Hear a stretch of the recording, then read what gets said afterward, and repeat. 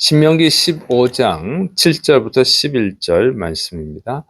가난한 자를 구제하라는 규례로 되어 있습니다. 이제 가난한 자를 도우라는 말씀입니다. 신명기 15장 7절 8절. 내 하나님 여호와님께서 내게 주신 땅 어느 성읍에서든지 가난한 형제가 너와 함께 거주하거든 그 가난한 형제에게 내 마음을 완악하게 하지 말며 내 손을 움켜쥐지 말고 반드시 내 손을 그에게 펴서 그에게 필요한 대로 쓸 것을 넉넉히 구워주라. 자, 가난한 형제, 그러니까 그 가난한 이스라엘의 가난한 백성을 뜻하는 것입니다. 이렇게 가난한 사람이 있을 때 마음을 완악하게 하지 말라 하는 거예요. 그래서 손을 펴서 넉넉하게 필요한 것을 넉넉하게 구워주라, 그러니까 빌려주라는 것이죠. 그래서 이제 완악하게 하지 말라는 것은 동정심을 억누르지 말라 이런 뜻입니다. 그래서 이렇게 불쌍한 사람이죠. 불쌍한 사람을 불쌍하게 여기지 않고 그러면 안 되고 불쌍하게 여기라 그게 그리고 구워주라는 거죠. 그런데 하나님께서 이렇게 가난한 사람을 도와주라고 하는 것은 이스라엘 백성은 모두 하나님을 아버지로 믿는 하나님의 자녀죠. 그러니까 하나님 안에서 다 한 가족이다. 그러니까 가족은 도와야 되는 거죠. 그러니까 이 남처럼 생각하지 말고 도와줘야 된다. 그런 뜻이에요. 그래서 특히 믿는 사람들 간에 서로 잘 도와줘야 된다. 그런 뜻입니다. 그래서 여기 특히 이제 형제라고 그러잖아요. 형제. 그러니까 이스라엘 백성을 말하는 거예요. 근데 이 신약 성경에서도 이 돕는데 특히 이제 믿는 사람, 믿음의 가정들에게 선을 행하라 이렇게 되어 있어요. 그래서 예수님을 믿는 사람들은 다 하나님 안에서 한 가족이다. 영적인 가족이죠. 그렇게 영적인 가족이기 때문에 우리가 잘 도와야 된다. 그런 뜻입니다.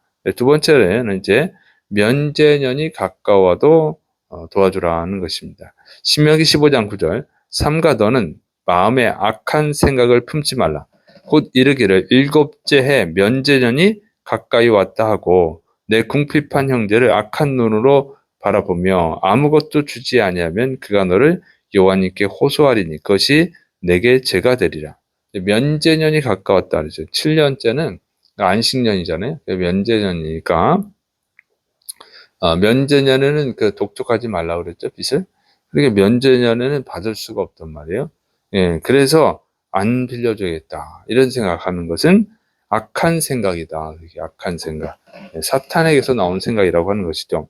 왜냐면 하나님의 법이 있는데 그 하나님이 안식을 누리게 하고 하나님께 영광 돌리고 하나님께 예배드리고 하나님께 감사하게 만드는 그 면제년을 회피하는 거죠. 싫어하는 거죠. 그러니까 하나님의 법을 싫어하는 게 되는 거예요. 그것은 사탄이 주는 마음이죠. 그래서 그 면제년이 가까웠으니까 면제년에는 어차피 빚을 받지 못하니까 빌려주지 말아야겠다. 이러면 그것은 죄다. 그게 죄. 그래서 하나님이 미워하는 죄입니다. 그래서 이렇게 돕지 않는 것은 하나님께 죄가 되고 또 벌을 받죠. 그래서 이 나발이 나오죠. 그 다윗이 나발의 양들을 보호해 줬습니다. 그런데 이 나발이 양털을 깎는 날, 그러니까 양털을 깎는 날은 양털을 팔아서 수입이 생기잖아요. 그러니까 이 농사로 하면 추수하는 날이죠. 추수하는 날. 농사꾼으로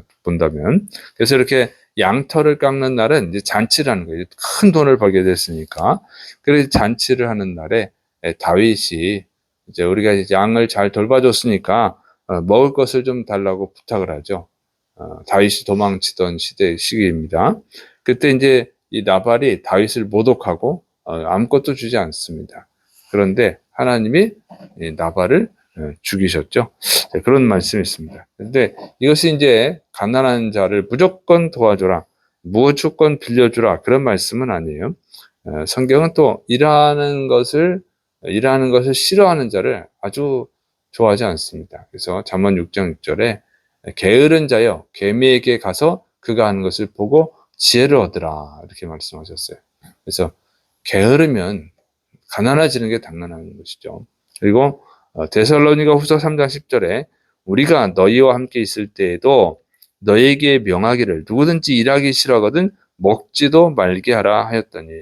그래서 먹지도 말게 하라. 게을러 가지고 그냥 교회에서 도움만 받고 아무것도 안 하고 뭐 일도 안 하고 해봐야 좀 뭐 알바나 하고 이렇게 하면서 게을러 가지고 가난해지는 것은 돕지 말라는 거예요. 그리고 에베소서 4장 28절 도둑질하는 자는 다시 도둑질하지 말고 돌이켜 가난한 자에게 구제할 수 있도록 자기 손으로 수고하여 선한 일을 하라. 그래서 이 도둑질해 가지고 먹고 사는 사람, 그런 사람도 돕지 말고 그런 사람들은 열심히 일해서 오히려 돕는 사람이 되라 그 얘기예요. 그래서 게으르거나 도둑질하거나 또 그런 사람도 있죠. 과소비하는 사람. 워낙 돈을 많이 쓰면 아무리 부자라도 가난해질 수밖에 없죠. 그래서 그 자기의 과소비, 욕심 때문에 그런 거니까 그런 것도 돕지 말아라 하는 거예요. 그래서 이런 자들을 돕게 되면 오히려 부작용이 있죠. 그래서 이제 현대교회에서 이렇게 무조건 가난한 사람을 돕는 그런 단체도 있어요. 보면 그런 선교단체. 그래서 우리나라 이제 사회 사업이 잘 돼서 복지제도가 잘 돼서 무조건 돕는 경우가 있습니다. 그런데 그렇게 계속 도움을 받는 사람들, 노숙자들이죠. 건강해서 일할 수 있는데도 불구하고 일을 안 해요. 정신이 병들어 가지고 일을 못 하는 거예요. 그러니까 그런 것은 오히려 무조건 돕는 것은 게으른 자, 그다음에 무기력한 자, 이런 사람들을 오히려 양산해내는 그 부작용이 있습니다. 성경은 그래서 무조건 도우라는 것이 아니에요. 예수님께서도 오병이어 기적을 일으키죠. 물고기 2마리 보리빵 5개로 예수님의 말씀을 들었던 사람들, 저녁이 돼서 이제 정말 배가 고플 때, 그들 가난한 사람들이잖아요. 먹을 걸 배부르게 먹게 하셨어요. 근데 그 사람들이 또 그 다음날 와서 빵을 달라고 할 때는 주지를 않아요. 그 사람들은 일을 해야지. 일을 해서 먹고 살아야 되는데, 예수님한테 가니까 그냥 막 공짜로 막 준다.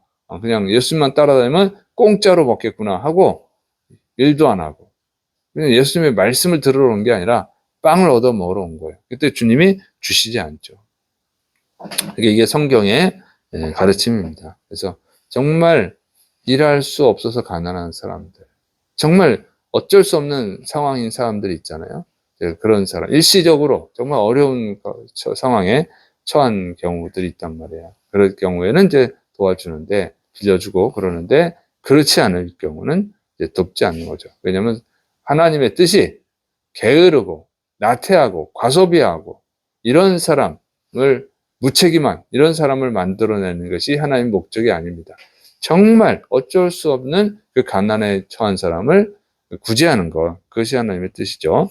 자, 그래서 그런 사람을 잘 선별해서 도와야 된다 하는 거예요. 그 돕는 것도 어려운 거예요. 돕는 것도 그냥 무조건 돈 있다고 막 도와주면 오히려 악한 자를 만들어냅니다. 그리고 선별해서 돕는 자가 복을 받습니다. 신명기 15장 10절부터 11절 너는 반드시 그에게 줄 것이요 줄 때에는 아끼는 마음을 품지 말 것이니라. 이로 말미암아 내 하나님 여호와님께서 내가 하는 모든 일과 내 손이 닿는 모든 일에 내게 복을 주시리라. 땅에는 언제든지 가난한 자가 그치지 아니하겠으므로 내가 내게 명령하여 이르노니 너는 반드시 내 땅 안에 내 형제 중 곤란한 자와 궁핍한 자에게 내 손을 펼치니라. 그래서 가난한 자를 돕는데 정말 어쩔 수 없는 그런 상황에 있는 곤란한 자, 궁핍한 자를 돕는 것은 하나님께 복을 받는 길이다 하는 거예요. 그래서 사르밧 과부가 엘리야 선지자를 돕죠. 마지막 남은 이제 밀가루 한 줄, 빵 하나 만들 수 있는 그 밀가루로 빵을 만들어서 엘리야 선지자를 도왔습니다. 그때 하나님께서 복을 주시죠. 그 사르밧 지역에 있는 한 과부, 그 과부의 집에 밀가루가 떨어지지 않고 기름이 떨어지지 않는 놀라운 기적을 일으키셔서 그 과부와 그 자식이 풍족하게 먹게 하셨다 하는 거예요. 그래서 이렇게 복을 주셨습니다. 또 룻기를 보면 이 시어머니 나오미가 있죠. 나오미가 늙고 이제 뭐 돈을 벌 수가 없는 그런 상황에 처했어요. 완전히 이제 재산을 다 탕진해서 거지가 된 거죠. 그때 이 며느리 룻이 가서 밭에 가서 열심히 이삭을 주워다가 떨어진 이삭을 주워다가 시어머니를 공양을 하죠. 그때 이제 하나님 복을 주잖아요. 베들레헴의 최고 부자 보아스와 결혼하는 그런 복을 주셨고, 또 보아스는 어떻게 해요? 그 룻, 가난한 며느리지만 남한테 구걸하고 먹고 사는 게 아니라 밭에 가서 열심히 주워다가 자기의 시어머니 나오미를 봉양하는 그런 룻을 도와주죠. 그래서 그 룻의 남편이 되어지고 또 다윗 왕과 예수님의 조상이 됐습니다. 그렇게 성경에 보니까 그냥 가난한 자를 돕는 게 아니에요. 정말 어쩔 수 없는 그런 상황이 있고 열심히 노력해도 가난한 경우들이 있잖아요. 그런 사람들을 돕는 거죠. 그런 사람들은 열심히 노력하기 때문에 언젠가는 그 가난에서 벗어납니다. 어쨌든 그런 사람을 도운 자들이 복을 받았어요. 엘리야 선지자의 경우는 하나님의 뜻이니까 어쩔 수가 없었고, 그 하나님의 말씀을 전하는데 막 죽이려고 그러니까 아합이 죽이려고 하기 때문에 아합 왕이 죽이려고 하니까 도망 다닐 수밖에 없고 일을 할 수도 없는 상황이었죠. 그때 이제 사르밧 과부가 도와서 복을 받은 것이죠. 자, 이렇게 성경은 어쩔 수 없는, 정말 어쩔 수 없는 그런 가난에 있는 사람들이 있어요. 그런 사람을 빌려주고 도우라 이렇게 되어 있습니다. 그런데 오늘날 우리나라에는 이제 복지제도가 잘 돼서 굶어 죽을 수밖에 없는 그런 가난에 처한 사람은 사실은 없습니다. 왜냐면 공짜로 밥을 나눠주는 무료 급식소가 있거든요. 거기 가면 얻어먹을 수 있고 또 이렇게 신청을 하면